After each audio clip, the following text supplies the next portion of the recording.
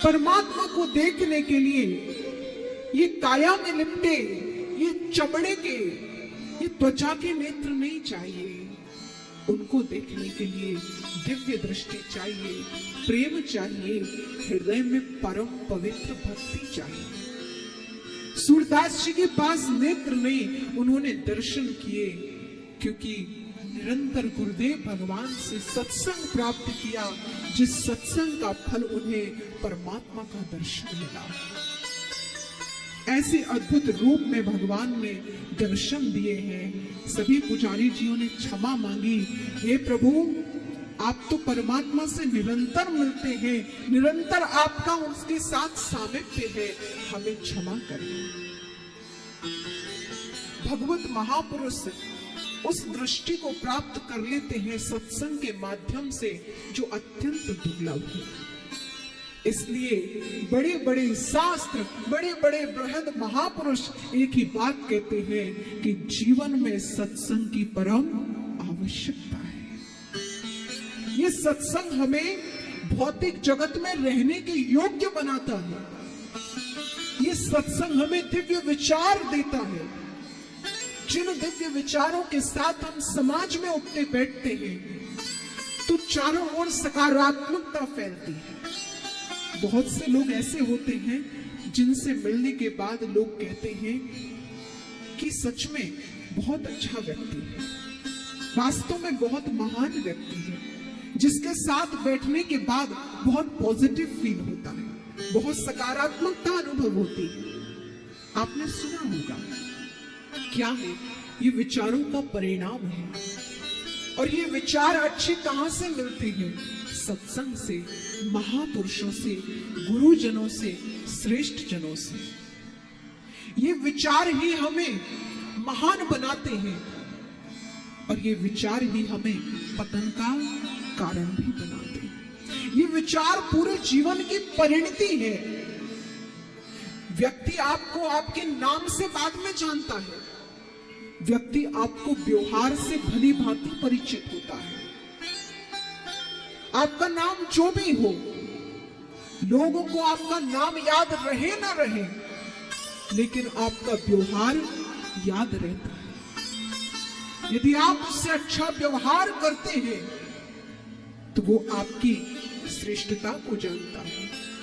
और यदि आपका व्यवहार ठीक ना हो तो आप नाम के कितने भी धनी हो, लेकिन आप उसकी नजरों में कभी श्रेष्ठ नहीं हो सकते। यदि आपके विचार श्रेष्ठ हैं, आपका व्यवहार श्रेष्ठ है, तो आप सब जगह सम्मान पाएंगे।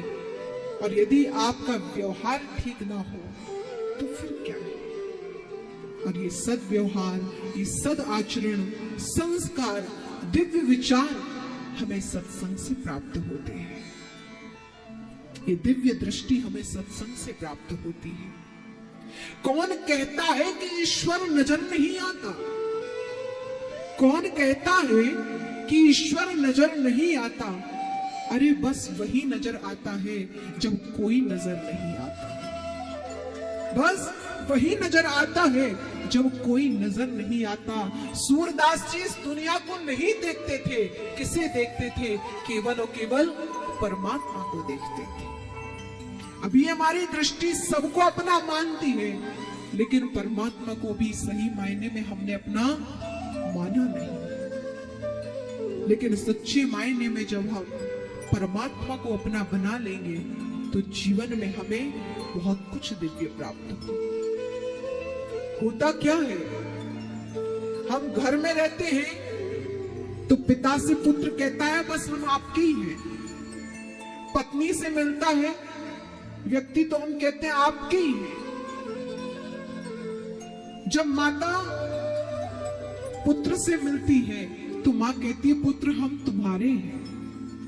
हर संबंध जब जिससे मिलता है वो कहता है हम तुम्हारे हैं। ऑफिस में जाते हैं तो कहते हैं बॉस से सिर्फ हम आपके ही हैं सर। सबसे आप कहते हैं हम आपके हैं।